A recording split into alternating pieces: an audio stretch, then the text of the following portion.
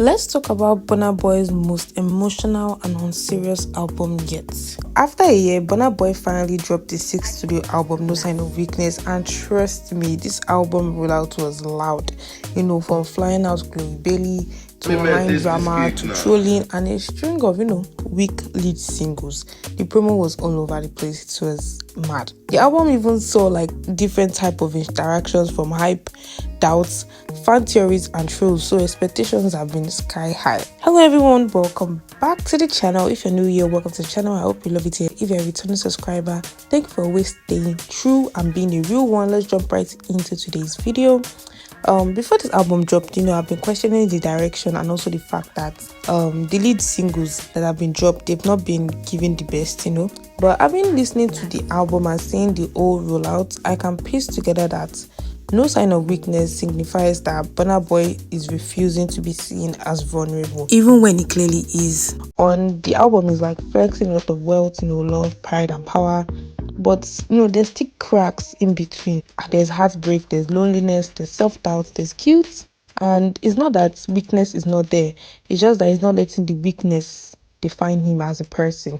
And he's maxing everything with confidence, music and madness, which just gives peak Burna Boy who he is as a person. And speaking on that, we know that Burna Boy is phenomenal when it comes to Afrofusion, and he wasn't shy to go all out when it came to incorporating different genres, because on the album we clearly saw Afrobeats, dancehall, reggae, R&B, hip-hop, trap, highlife, pop rock and even gospel. A mouthful and a wide mix, but they actually really work well together and it did not make the album seem all over the place. It was very cohesive. On first listening, your first listening is actually going to be very nice. It's not one of those albums that when you listen to it first you'll be like, oh, maybe I have to listen to it again to like it. But at least that's what I know for myself. When I listen to it just from first listen, I was like, okay, this album is cool, it's nice, just from first listen. And even though I've been on Burna Boy's head top because of the entire pre-album stats and the music that were released, I knew we were still going to deliver. I just felt like some weak tracks were dropped prior, and it made the stats and interest for the album progressively drop. The last song before the album released got 90,000 streams first day, which is very, very terrible for Burna Boy. And the fact that the particular song Change Your Mind featuring Shabuzi was actually a really good song and it had terrible streams confirms this theory that yes, they did not put out the right singles first. But once you get into the full album, the picture becomes more clearer, and also with the themes.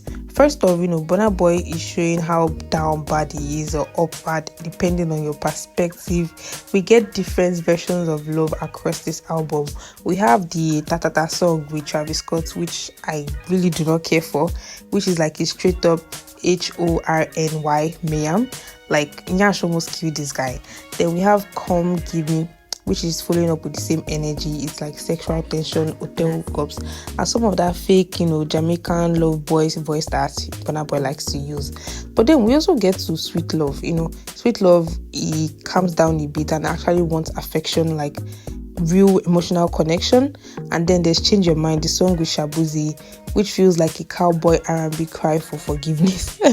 Then we have the track Pardon Me with Stormy. That one is giving two guilty men trying to beg their way back into a woman's heart in two different languages, French and Yoruba heartbreak. He's giving the heartbreaker finally got heartbroken.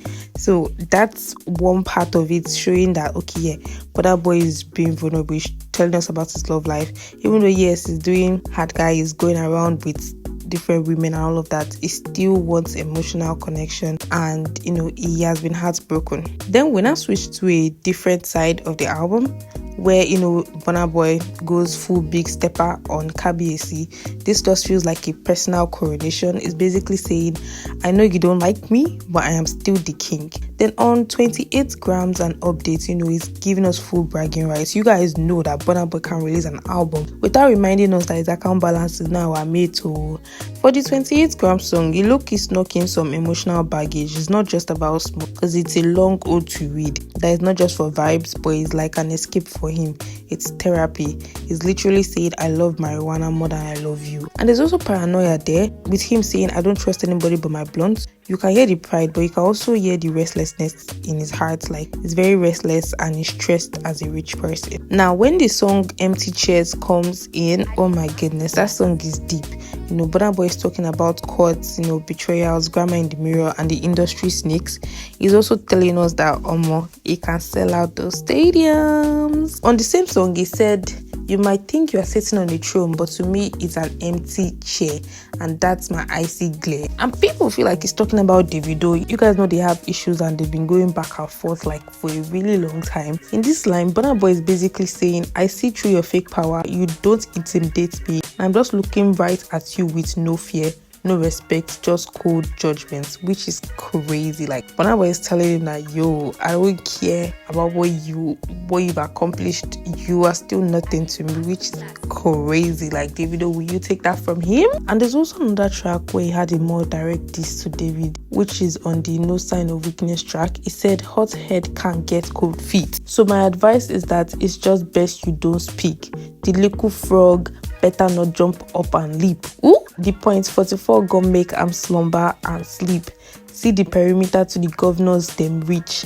Nobody move, only dead bodies can leave." Ooh, that sounds like warning and threats to a Davido. Davido, you better be careful around Burna Boy because he's not taking it lightly. For me, what actually stood out and made it seem like he was talking about Davido is when he said little frog, and also when he mentioned the governor. We all know that Davido has a uncle that is a governor. So those two basically like made it very obvious that he's probably talking about Davido. For the song Them Day, I was actually surprised he added this to the album because the song was supposed to be for Cruise, but maybe because people liked it, that's why he added it and decided to make the full song. You guys remember that it was from that Lamborghini issue with Sophia that brought up the song, and the track is just basically calling out people who disappeared on him. And he was also saying that, is it because he did not buy Sophia Lambo, that's why she's shouting, when it was him in the first place that went to bite more than he could chew. And the same goes to the song Buy Your Life. It's calling out hypocrisy, it's calling out fake loyalty, the industry, the street politics, and the people that smile in your face but want to watch you burn. So it's like there's some people behind the scenes that they act like they're cool with Burna Boy, but they're actually not cool with him, and they're probably backbiting and just playing in his face, whereas he knows their intent behind him. And for the song Love and No Panic, to that, like, both of them just feel like he's trying to convince himself that he's fine, but we all know that deep down man is going through it. Like, No Panic, he also was threatening his haters. That was the intro of the album. It was threatening his haters that he's going to use Timbaland to match all of them. That sounds really graphic. And we've heard stories of, Burna Boy men did this, Burna Boy men did that. Probably like they jumped somebody, they did this to somebody. So this is him showing him his real personality. Obviously showing how guilty he is for certain things that he has been accused of, which is making me look at him sideways. But I already was looking at him sideways. Like, we already know that he does this. Born Winner is the outro of the album. He wraps the album like a testimony. God did, his mother prayed for him. The song sounds like a motivational speech you play when your enemy starts forming alliances. The intro even says that you're not born to lose, and Burna Boy believes that, and the whole album is showing it too. To be honest, guys, I feel like the overall album is a vibe. I actually really like it. Burna Boy puts all sides of his character on there, from being vulnerable to the parts that needs to be locked up in jail. And I really do like a lot of tracks on the album, but my top 3 would have to be Empty Chairs, Change Your Mind featuring Shabuzi, and the No Sign of Weakness track. The track I don't care about at all is that song with Travis Scott. I still feel like that song is a total waste of time. I really do not care for that song for nothing. And does this album overall pass the brief, and is it a solid album?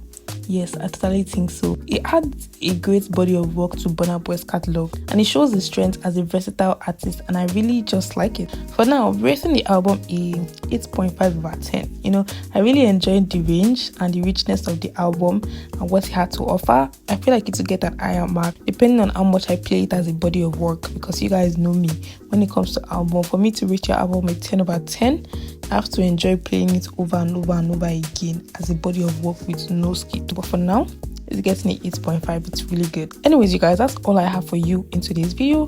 What do you think about the No Sign of Weakness album? Do you feel like it delivered or it fell flat for you? Also tell me your favorite tracks from the album, because there's no how you will not have a favorite on this album. And if you like this video, turn on the notifications so you don't miss any of the episodes, and I'll see you guys in the next one. Bye!